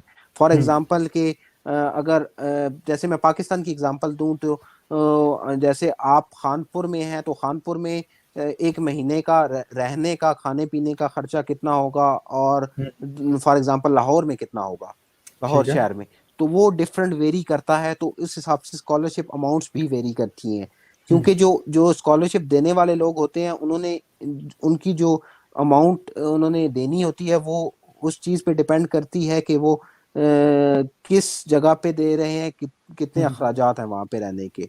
सो फुली फंडेड स्कॉलरशिप का मकसद ये होता है कि वो आपकी, अगर ट्यूशन फी यूनिवर्सिटी रिक्वायर करती है, वो ट्यूशन फी का आपको अखराजात देंगे। उसके ओके। अलावा आपको एक मंथ में आपका रहने का, फॉर एग्जांपल आप अगर रेंट पे रह रहे हो, तो आपका रेंट कितना होगा एक मंथ का, फिर आपके जो दूसरे अखराजात हैं, जैसे खाना पीना और बाकी ट्रैवलिंग वगैरह, वो उसका खर्चा आपका महीने का कितना होगा, तो उसका एक ठीक। एस्टिमेट लगाया जाता है। और ये बहुत सारी तो कंट्रीज में, जैसे कनाडा में, ये फेडरल गवर्नमेंट भी इस चीज को रेगुलेट करती है कि आप जो है वो अंडर पेड ना हो। तो ओके। वो आप इवन गवर्नमेंट को भी जाके क्लेम कर सकते हैं कि मुझे ये अमाउंट मिल रही है, तो ये अंडर पेड है, या ओके। पे इक्वल हो रही है। तो बेसिकली ये डिपेंड करता है, यूरोप में डिफरेंट होगा, कनाडा में डिफरेंट होगा, यूएस में डिफरेंट होगा, चाइना में हम्म, डिफरेंट होगा। सो जहाँ पे आप हैं उस हिसाब से वेरी करता है। लेकिन फुली फंडेड स्कॉलरशिप का मतलब ये होगा कि ये नहीं है कि आप जो है वो अयाशी कर रहे होंगे। आप हम्म, अपने नॉर्मल अखराजात, जो आपके नॉर्मल अखराजात हैं, वो आपके आराम से कवर हो जाते हैं, और आप जो है वो अपने आसानी से स्टडी कर सकते हैं। जो पार्शियल ओके। स्कॉलरशिप होती है, उसमें वेरी करता है कि आपको कितनी मिल रही है। वो 50% भी हो सकती है, 25% भी हो सकती है, 75% भी हो सकती है। It depends on the specific case. Okay. So यहाँ पे एक बहुत ही कैजुअल क्वेश्चन है जो मेरे जहन में आ गया। इस तरह से है कि हम क्योंकि डेफिनेटली यहाँ से जब हम एमएस कर चुकेंगे और उसके बाद हम जाएंगे पीएचडी के लिए, तो अक्सर औकात हमारे जहन में यही है कि इस वक्त जब हम एमएस कर चुके हैं या बीएस इवन कर चुके हैं, तो हमें कम से कम कुछ ना कुछ हमें अर्न करना चाहिए और अपने घर वालों को जो है ना हमें सपोर्ट करना चाहिए। तो क्या ऐसा हो सकता है कि हम वहाँ पे हमें इतनी स्कॉलरशिप मिले कि हम वहाँ पे अपने अखराजात भी हम उठा सकें और उसके बाद हम वापस अपने घर वालों की सपोर्ट भी कर सकें या अपनी फैमिली की सपोर्ट कर सकें? तो क्या ऐसा इतना कुछ स्कॉलरशिप हो सकता है, इतना मिल सकता है? जी हसन भाई, ये भी एक अच्छा सवाल है, क्योंकि हमारा जो यूजुअली हमारे जो स्टूडेंट्स होते हैं वो मिडिल क्लास से होते हैं। तो उनको अपनी फैमिली को सपोर्ट करना फाइनेंशियली जो है वो, स्पेशली जब ज़रूरी उनकी एजुकेशन कंप्लीट हो जाती है, तो वो एक ज़रूरी हो जाता है। है। जी। तो इसका जवाब मैं इस तरह से दूंगा कि आपका जो स्कॉलरशिप अमाउंट है, वो डिपेंड करता है उसके ऊपर कि आपको कितनी अमाउंट मिल रही है। बहुत सारे केसेस में आपको एक अच्छी स्कॉलरशिप मिल जाती है, तो उसमें ये है कि आप थोड़ा सा अपनी सेविंग कर सकते हैं। ठीक लेकिन है।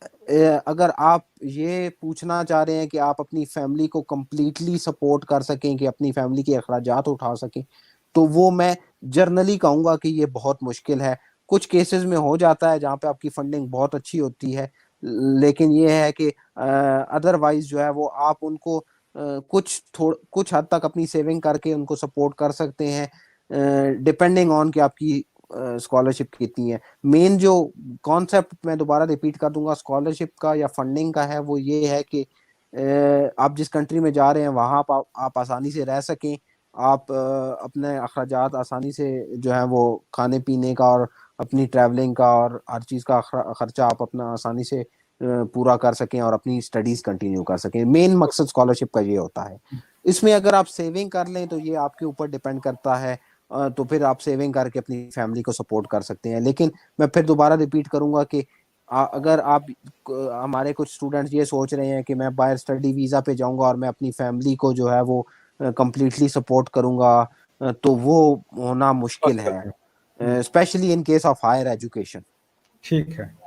सो हम जब ये हाईएस्ट रैंक यूनिवर्सिटीज़ की बात कर रहे थे, उस दौरान मेरे जहन में एक चीज़ आ रही थी कि मेरे एक दोस्त हैं, तो वो वर्ल्ड की हायर रैंक यूनिवर्सिटी के अंदर वो इस वक्त अपना एमएस कर रहे हैं। तो इंशाल्लाह मैं अपने स्टूडेंट्स को, तमाम व्यूवर्स को बताना चाह रहा हूँ कि इंशाल्लाह बहुत जल्द हम उनके साथ एक सेशन करने जा रहे हैं। तो उसके लिए ये होगा कि आप काइंडली जो हमारा जो चैनल है उसको आप सब्सक्राइब कर लें और आप इसके नोटिफिकेशन को ऑन कर लें, ताकि आप उसके नोटिफिकेशन जैसे ही हम उस एक इवेंट को ऑर्गेनाइज करेंगे तो आपको नोटिफिकेशन मिल जाएगा, तो आप वहाँ से उसको देख सकेंगे। हमारा जो नेक्स्ट क्वेश्चन है वो ये है कि हम जो हमारे पास स्कोप है चाइना का, मलेशिया का और कोरिया, ये जो बाकी ममालिक हैं कनाडा के अलावा, या जो यूएस के बाकी जो यूरोप के ममालिक हैं, उनके अलावा जो चाइना, मलेशिया, कोरिया और इस तरह के ममालिक हैं, तो इनका क्या स्कोप है? इनमें भी अप्लाई करें या इनमें नहीं करना चाहिए, या किस तरह से कुछ? ये भी एक अच्छा सवाल है कि स्कॉलरशिप कहाँ पे अप्लाई करनी चाहिए। इसका आसान और सिंपल जवाब अगर मांगेंगे तो मैं कहूँगा कि आप जहाँ भी आपको ऑप्शन मिलता है आप अप्लाई करें।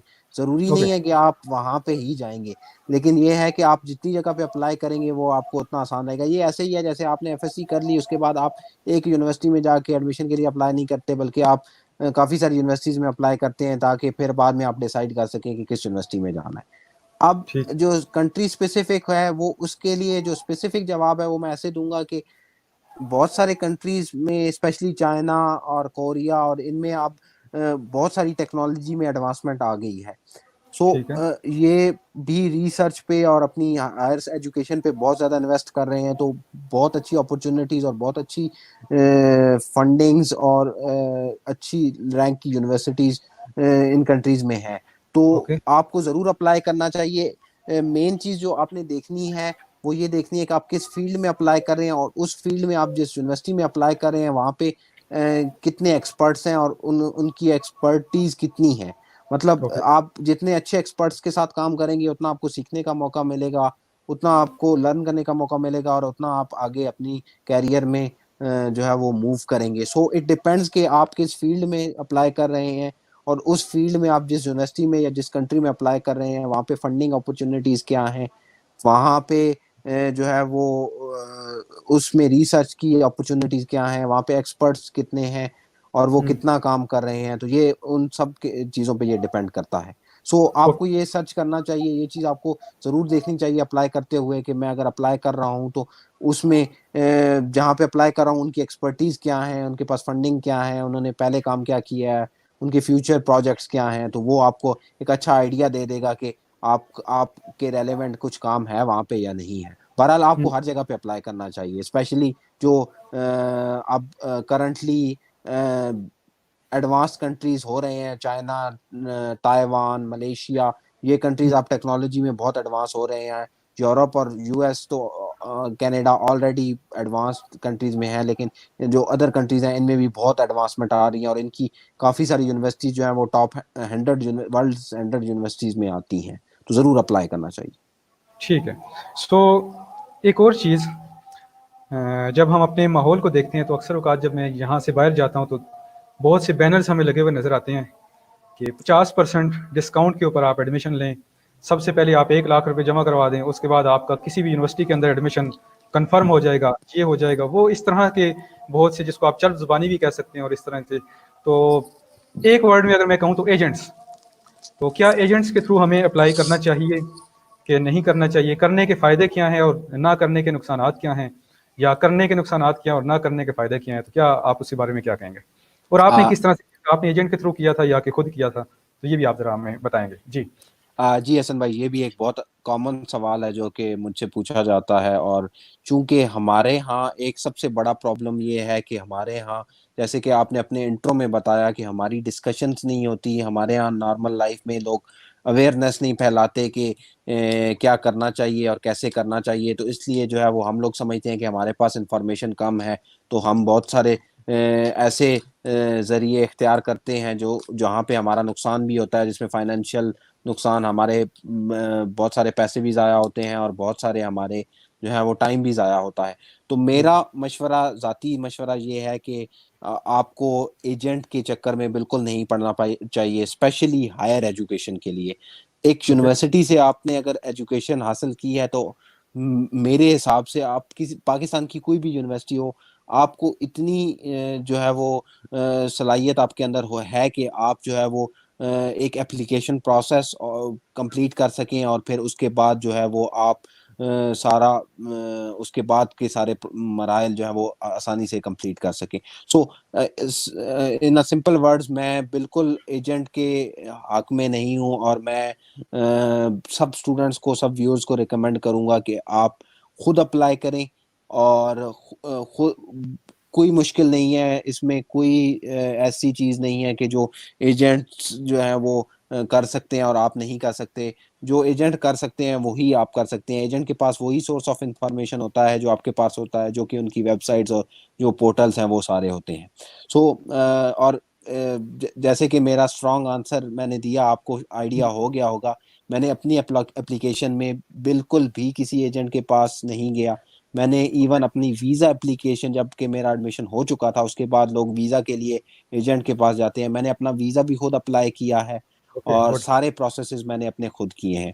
उसमें ये होता है कि मेरा इंफॉर्मेशन ड्यूरिंग द प्रोसेस, ये नहीं है कि मेरे पास सारी इंफॉर्मेशन पहले से मौजूद थी। जैसे जैसे मैं मराइल में आगे बढ़ता गया, मैं इंफॉर्मेशन कलेक्ट करता गया, और हुँ। फिर मैं जो है वो उसी से मैंने उसको इस्तेमाल किया। और मैं अल्हम्दुलिल्लाह मैंने सारे प्रोसेसेस जो है वो अपने बलबूते पर किए, किसी एजेंट के लिए नहीं किए। क्योंकि आपको आपको मैं एक चीज़ आसान वर्ड में बता देता हूँ। आप जिस एजेंट के पास जाते हैं, उसके पास masters in physics, masters in chemistry, masters in biology, masters in engineering नहीं होता। बिल्कुल, ठीक है, वो ऐसे। बीए एमए करके बैठे हुए होते हैं। उनको नहीं पता कि आपकी फील्ड रिलेटेड चीज़ क्या है। वो हुँ, ये भी होता है कि वो आपको एक लो रैंक यूनिवर्सिटी में भेज देंगे, वो आपको ऐसी डिग्री में डाल देंगे जो आपके लिए इंटरेस्टेड नहीं है, और बाद में आप जो है वो वहां जाके फंस जाएंगे। इसलिए हुँ, हुँ। ये है कि आपकी फील्ड में जिसमें आपने स्टडी की हुई है उसमें आप एक्सपर्ट हैं, और आप उसमें आसानी से सर्च कर सकते हैं और इंफॉर्मेशन कलेक्ट करके खुद अप्लाई करें। अपने टीचर्स के साथ कंसर्न करें। अपने जो दोस्त इससे पहले वहाँ पे बाहर हैं, उनके साथ कंसर्न करें, वो आपको बहुत ज़्यादा इन्फॉर्मेशन दे सकते हैं। लेकिन ये बाकी जितने भी इर्द-गिर्द के मामलात हैं, इनको आप छोड़ दें। ये डेफ़िनेटली अच्छी, बहुत अच्छी सजेशन है। हम आते हैं इन्फॉर्मेशन, स्कॉलरशिप के साथ रिलेटेड इन्फॉर्मेशन हम कैसे हासिल करेंगे? तो उससे पहले हम एक छोटी-सी चीज़, कि अगर आप बात करते हैं कि आपने खुद अप्लाई करना है या आपने किसी के थ्रू अप्लाई करना है, तो आपको मैं एक बात बताऊँ कि आपकी जो इंटरनेशनल यूनिवर्सिटीज़ हैं, उनकी वेबसाइट्स के ऊपर इवन कि आपने अगले 5 साल में वहाँ पे जाके करना क्या है, वो भी वहाँ पे गिवन होता है। उनके इवन के उनके रिपोर्ट्स के फॉर्मेट, उनके थीसिस के फॉर्मेट, उनके उन्हें एक-एक चीज़ आपने वहाँ पे जाके किस दिन क्या करना है, इवन के टाइम टेबल के हिसाब से वहाँ पे दिया होता है। तो तमाम इन्फॉर्मेशन वहाँ पे मौजूद होती है। कोई ऐसी नहीं है कि कुछ वहाँ पे कुछ चीज़ें शक में होती हैं कि ऐसा हो जाए तो ऐसा हो जाए। सब कुछ वहाँ पे मौजूद होता है, तो आप खुद अप्लाई करें। That will be very good. जी, तो एक छोटी सी बात मैं ऐड कर जी, दूंगा इसी में। मैं अपना जी, एक्सपीरियंस शेयर कर देता हूँ। जब मैंने यहाँ पे मेरा एडमिशन हो गया था, अभी मैं पाकिस्तान में था, मैं मेरा वीज़ा अभी प्रोसेसिंग में था। तो उस ठीक है। दौरान जो मेरी यूनिवर्सिटी है, उन्होंने एक सेमिनार ऑर्गेनाइज किया, जिसमें उन्होंने नए आने वाले स्टूडेंट जो कि जिन्होंने उस अगले सेमेस्टर में आना था, उनके लिए एक हुँ, सेमिनार ऑर्गेनाइज किया ऑनलाइन। और उसमें उन्होंने सिंपली जो एक्सपर्ट्स हैं, जो इंटरनेशनल रिलेटेड अफेयर्स हैं, फॉर एग्जांपल यूनिवर्सिटी रजिस्ट्रेशन है, फीस कैसे सबमिट करनी है, इवन हुँ, हुँ, यूनिवर्सिटी के अंदर आपने जो क्या कहते हैं हॉस्टल अप्लाई करना है वो कैसे करना है, आपने एयरपोर्ट से यूनिवर्सिटी कैसे आना है, वो तक वो हर चीज डिटेल उसमें उन्होंने अच्छा। खुद बताई। और उसमें हम्म, फिर उन्होंने लिंक्स और ईमेल एड्रेसेस दे दिए कि अगर किसी भी चीज से रिलेटेड आपको कोई क्वेश्चन है तो आप इनसे कांटेक्ट कर सकते हैं। तो वेरी गुड। यहाँ पे लोग जो है वो बहुत हेल्प करते हैं, स्पेशली जो इनके लिए फ्यूचर स्टूडेंट्स होते हैं इनके, तो उनको ये पूरी सपोर्ट करते हैं। मैं आपको एक एग्जांपल देता हूँ। यहाँ पे जब फॉल में, फॉर एग्जांपल सितंबर में जब नया सेमेस्टर शुरू होता है, तो ये एक हफ्ते के लिए 4 लोग डेली एयरपोर्ट पे जाके एक टेबल लगा के, काउंटर बना के, इंफॉर्मेशन डेस्क एयरपोर्ट पे जाके हमारी यूनिवर्सिटी वेरी गुड। लगाती है। और वो वेरी गुड। सिर्फ और सिर्फ इंफॉर्मेशन डेस्क होता है कि जो स्टूडेंट एयरपोर्ट पे उतरा है उसको हर चीज की हम्म, इंफॉर्मेशन, चूंकि एक दूसरे मुल्क से आया है तो वो परेशान होता है, उसको ज्यादा चीजों का आइडिया नहीं होता। तो ये लोग हम्म, बहुत हेल्प करते हैं उस सिलसिले में। तो आप ईमेल करें, कांटेक्ट ढूंढें, आप इन सोर्सेज से ऑथेंटिक इंफॉर्मेशन लेंगे और हम्म, आप उसको जो है इम्प्लीमेंट कर सकते हैं। एजेंट्स जो है वो आपसे पैसा ले लेंगे और वो फिर हम्म, आपको जो है वो उस तरह से इंफॉर्मेशन भी नहीं देंगे और आपका एप्लीकेशन प्रोसेस भी दरमियान में रुका रहेगा। ठीक है, बहुत शुक्रिया, बिल्कुल। सो अगर हम इंफॉर्मेशन से साथ रिलेटेड बात करें तो क्या कोई वेबसाइट्स, अगर कुछ इस तरह के सोर्सेज आप बता दें कि जहां से हम इंफॉर्मेशन ले सकें कुछ इस तरह से। जी हसन भाई, ये अच्छा सवाल है। सो बेसिकली जैसे मैं अभी आपको बता चुका हूँ, सबसे मेन चीज जो सबसे अच्छा सोर्स है वो है यूनिवर्सिटी की website. So okay, official website. हाँ जी, सो इस यूनिवर्सिटी की वेबसाइट आप कैसे कर सकते हैं, मैं आप एक बहुत ही आसान तरीका बताता हूँ। आप गूगल में जाके top universities of any country देखें, उसमें आपको 20-25 यूनिवर्सिटीज की लिस्ट आ जाएगी। आप उन ठीक है। यूनिवर्सिटीज के नाम जो है सर्च कर सकते हैं, उनकी वेबसाइट सर्च कर सकते हैं। उनकी वेबसाइट सर्च करके आप उनमें स्पेसिफिक डिपार्टमेंट, स्पेसिफिक जो ग्रुप्स हैं उनमें आप देख सकते हैं कि वहाँ पे आया मेरे पास, वहाँ पे कुछ स्कॉलरशिप अवेलेबल है नहीं है, वहाँ पे जो प्रोजेक्ट्स कर रहे हैं वो किस किस्म के कर रहे हैं, उनके पास फंडिंग कितनी है, वो हर इंफॉर्मेशन जो है वो अपनी वेबसाइट पे उन्होंने दी हुई होती है। बहुत सारी एडवर्टाइजमेंट, स्कॉलरशिप की एडवर्टाइजमेंट जो है वो यूनिवर्सिटी अपनी वेबसाइट, यूनिवर्सिटी की वेबसाइट्स पे होती हैं। तो ओके। ये सबसे अच्छा सोर्स है। उसके अलावा कुछ जर्नल प्लेटफॉर्म्स हैं, फॉर एग्जांपल इंस्पायर है, ये गूगल स्कॉलर है, ओके। लिंक्डइन है, उसके अलावा स्कॉलरशिप फॉर डेव है, उसके अलावा एकेडमिक जॉब्स हैं। तो ये बहुत ठीक। सारी हैं, तो ये भी आप सिंपली गूगल कर सकते हैं और इसमें भी आपको बहुत सारी वेबसाइट्स मिल जाती हैं। लेकिन कुछ इसमें स्कैम्स भी होते हैं, तो आपको इस चीज़ का ख्याल रखना है कि जो भी पोजीशन है वो अगर किसी वेबसाइट पे, किसी जर्नल वेबसाइट पे मिली है, तो वो आप डबल चेक कर लें उस यूनिवर्सिटी की वेबसाइट पे जाके कि वो वहाँ पे भी अवेलेबल है या नहीं है। हम्म, सो ये है। और एक और ऑप्शन जो है, जो कि बहुत कम लोग उसको अवेल करते हैं, वो है कि जो रिसर्च ऑर्गेनाइजेशंस होती हैं और जो फंडिंग एजेंसीज होती हैं, हम्म, उनकी वेबसाइट पे भी एडवर्टाइजमेंट आती रहती है कि हमारे पास इस फील्ड में, इस प्रोजेक्ट पे इतनी फंडिंग अवेलेबल है, तो हम लोग जो है वो स्टूडेंट्स हायर करना चाह रहे हैं रिसर्च रिलेटेड अपॉर्चुनिटीज के लिए, प्रोजेक्ट्स के लिए, डिग्रीज के लिए ना। तो वहाँ हम्म। पे भी आप सर्च कर सकते हैं। ये डिफरेंट कंट्री में डिफरेंट जो फंडिंग एजेंसीज होती हैं और जो डिफरेंट रिसर्च इंस्टीट्यूट्स होते हैं, वहाँ पे भी ये चीज़ आती है। ठीक है, ठीक है, बहुत बहुत शुक्रिया सर आपका कि आपने अपने इतने ज़्यादा कीमती वक्त में और इतनी ज़्यादा मसरूफियत में हमें वक्त दिया। स्टूडेंट से मैं यही बात करना चाहूँगा, क्योंकि हमारे ये जो सारी सीरीज़, इंशाल्लाह मेरा इरादा ये है कि ये पूरी इंशाल्लाह सीरीज़ चलेगी, बहुत से आपको लोगों के साथ आपको इंट्रोड्यूस करवाएंगे, बहुत से लोगों से हम बात करेंगे, कंसेप्ट से बात करेंगे, फिजिक्स से, मैथमेटिक्स से, हर फील्ड के लोगों को हम इंशाल्लाह अपने इस फोरम के अंदर लेके आएंगे और आप तक ये इंफॉर्मेशन और मैसेजेस पहुंचाएंगे। बुनियादी हमारा जो मकसद है वो यही है कि हम अपनी स्टडीज़ को, अपनी तालीम को, हम अपनी रोज़मर्रा ज़िंदगी के अंदर ले आएँ। हम किसी तरह से, हम बजाय इसके कि हम बैठे हुए हैं और हम दो दोस्त बात कर रहे हैं और हम पॉलिटिक्स पे बात कर रहे हैं, फलां पार्टी ने ये कर दिया और फलां ने ये कर दिया, हमारे घर में पानी नहीं आ रहा और हमारी सड़कें टूटी हुई हैं, बजाय इसके हम बात करने कि हम उस जड़ को पकड़ें कि ये हमारी जो सड़कें टूटी हुई हैं ये क्यों टूटी हुई हैं। वही बात है कि वो जो सिविल इंजीनियर जिसने, अब हम क्या, कुछ सख्त बातें हो जाएंगी, लेकिन जिसने 2.5 जीपीए लेके जो है ना अपनी सिविल इंजीनियरिंग की है, तो सड़कों ने टूटना ही है। और उसके बाद चले, अगर वो 2.5 वाले को भी दे दिया जाए तो फिर भी सड़कें डेफिनेटली नहीं टूटेंगी, वो जो कमीशन लेके जो सड़कें बननी है वो टूटनी है। तो हम इस तरह की डिस्कशंस में चले जाते हैं, लेकिन उसकी जो रूट काज है वो यही है कि तालीम की कमी है हमारे अंदर। हम स्टडीज़ को इतना फोकस हम नहीं कर रहे, हम स्टडीज़ को नहीं ले रहे कि क्या चीज़ें हैं क्या नहीं है। हम स्टडीज़ पे बात करना पसंद नहीं करते। किसी को 2 मिनट अगर वो पढ़ने की लिखने की बात करते तो कहते हो तू बड़ा पढ़ा लिखा है और ये काम और वो काम, और इस तरह की चीज़ें। हमें निकलना है इन सब चीज़ों से।